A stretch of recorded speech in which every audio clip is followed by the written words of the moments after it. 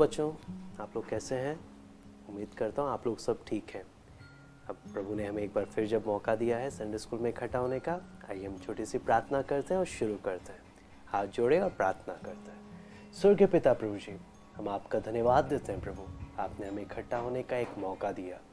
प्रभु जी, आपकी भलाइयों के लिए धन्यवाद देते हैं। आपका वचन जब हम सीखने के लिए जा रहे हैं प्रभु, हम प्रत्येक बच्चों से प्रभु आप बातें करें, समझने के लिए आप सहायता करें। धन्यवाद देते हैं सभी बातों के लिए। सारा आदर महिमा केवल हम आपको देते हैं। प्रार्थना प्रभु यीशु मसीह के नाम से मांगते हैं, आमीन। तो बच्चों, आज हम लोग जैसे पिछले सप्ताह में हमने किसके बारे में सीखा था? नूह के बारे में, कि परमेश्वर ने किस प्रकार नूह को बचाया। इस सप्ताह हम लोग किसके बारे में सीखेंगे?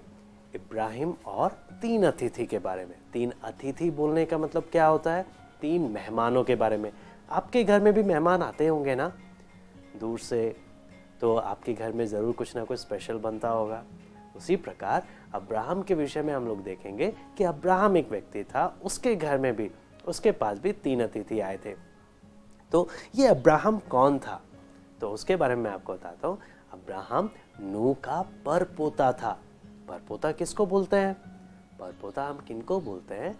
जब समझना, आदम हवा का बेटा, उनका बेटा है ना, बेटे का बेटा, ऐसे जब हम करते हैं तो हम उनको बोलते हैं। बेटे का बेटा होता है पोता, बेटे के बेटे, ऐसे जब हम जाते हैं तो पर पोते कहलाते हैं। तो अब्राहम कौन था? नूह का पर पोता था। समझ में आया? तो लेकिन जब अब्राहम के बारे में देखते हैं, अब्राहम भी परमेश्वर का हमेशा भय मानता था।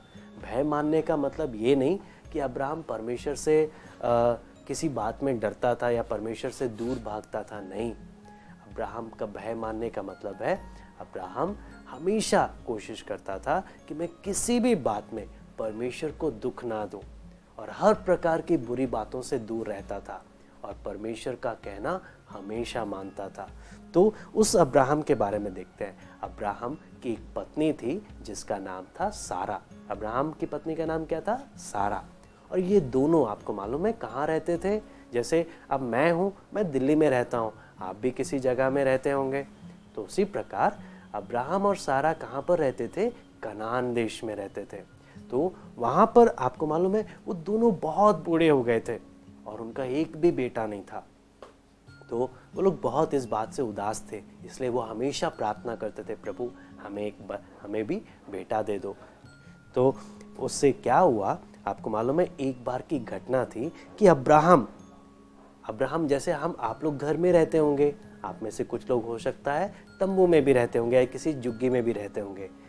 अब्राहम भी बहुत अमीर तो था, लेकिन अब्राहम बड़ी बिल्डिंग में या बड़ी कोठी में या बड़े घर में नहीं रहता था। उसके पास भी तंबू था, वो छोटी सी झुग्गी में ही रहता था। तो एक बार वो अपनी झुग्गी के बाहर जब बैठा हुआ था, तो आपको मालूम है क्या हुआ? उसने देखा कि एक पेड़ के पास 3 आदमी लोग खड़े हैं।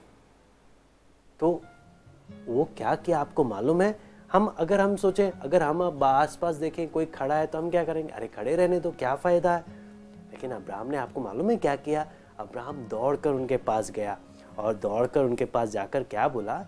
मैं आपकी सेवा करना चाहता हूँ। मुझे लग रहा है आप लोग बहुत दूर से आए हैं, थके हुए हैं।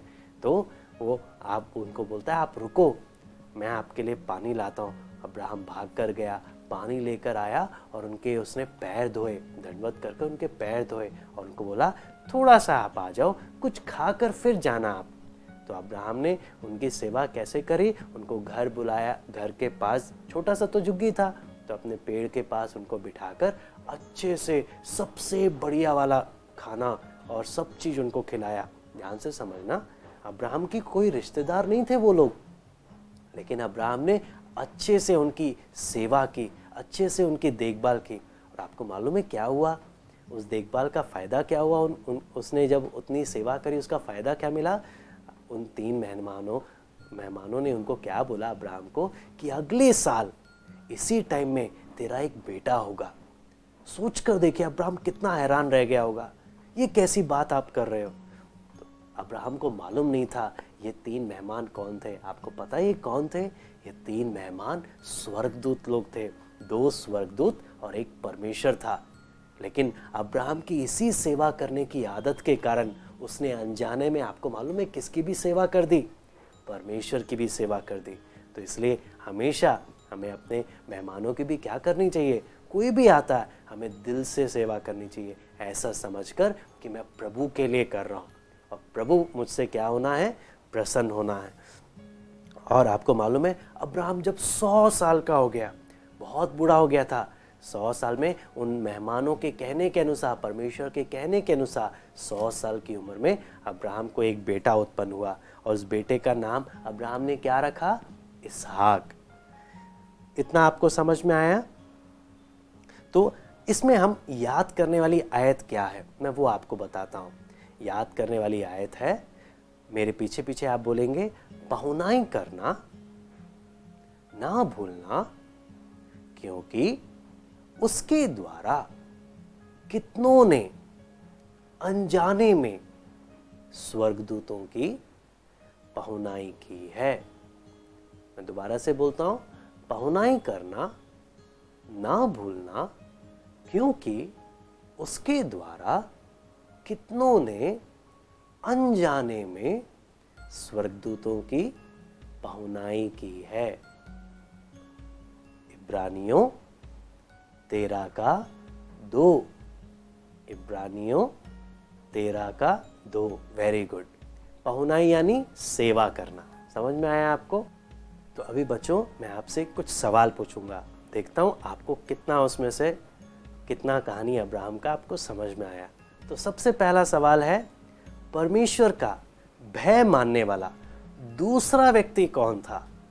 पहला व्यक्ति तो हमने पिछले सप्ताह पढ़ा था, दूसरा व्यक्ति कौन था?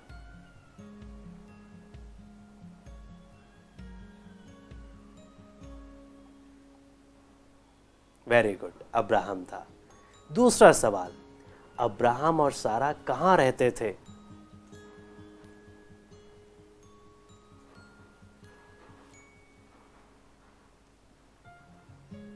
वेरी गुड, कनान में रहते थे। तीसरा सवाल, एक दिन उनके तंबू के पास में कौन आया?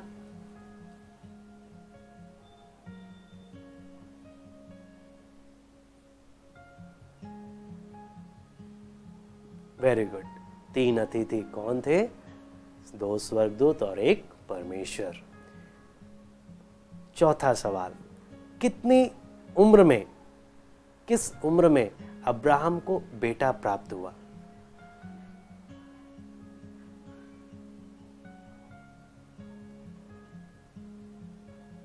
वेरी गुड, 100 साल की उम्र में। पांचवा सवाल, उनके बेटे का नाम क्या था?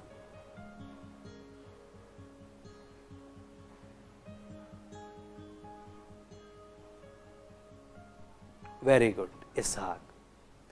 ठीक है बच्चों, आज के लिए इतना ही काफी। आइए हम प्रार्थना करते हैं, प्रार्थना कर कर समाप्त करते हैं। आप मेरे पीछे पीछे बोलिएगा। प्यारे परमेश्वर, आपके सभी दानों के लिए हम आपके आभारी हैं। दूसरों से प्रेम और उनकी सेवा करने में हमारी सहायता कर। ये प्रार्थना प्रभु यीशु मसीह के नाम से मांगते हैं, आमीन। ओके बच्चों, बाय, फिर मिलते हैं।